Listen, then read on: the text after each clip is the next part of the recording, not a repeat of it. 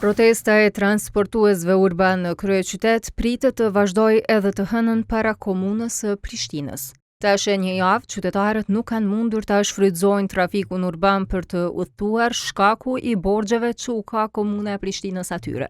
Pavarësisht se të njëjtën në seancën e jashtëzakonshme të kuvendit komunal është miratuar bartja mjeteve vetjake, përfaqësues të trafikut urban dhe atyre privat theksuan se protestat do t'i vazhdojnë derisa mjetet financiare t'u dalin në llogaritë bankare.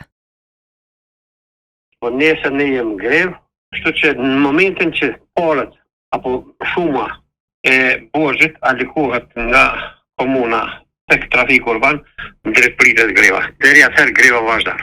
Komuna ka shumën tonë të borxhit, është 3.3 milion, prej tyre 680.000 janë aloku për trakatë lidhë, ato sa i ka pasur, kurse pjesa tjetër është ka mbetur. Edhe 2.7 ka për të aloku, nesër pas nesër kurse që të alokohen ne fillojmë punën. Deri atëherë jemi grevë.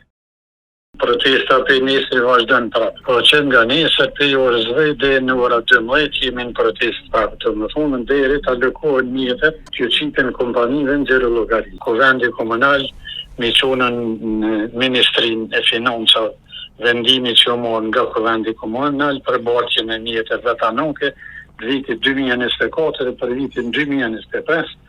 Edhe Ministria e Financave ne aloku mjetet 28 milion. Edhe komuna me kry obligimet që i ka ndaj kompanive private dhe trafikit urban.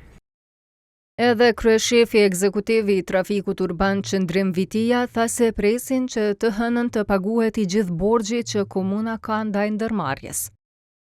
Po shpresoj që nesër për të ndaj kja dhe mjetet dalën në llogaritë e ndërmarrjes tonë të llogaritë të patorëve private. Se për ndryshe, patorët në mjetë në llogaritë respektive është pamundur të bëjmë shërbime. Jo, realisht është na e kena kërku krejt të fatura më në pagu, që bjen që deri tash më pagu fatura e të turit, dhe fatura në nëntorit se kemi të rrgu alo, deri të fatura të turit më pagu që atër është që shka në kej.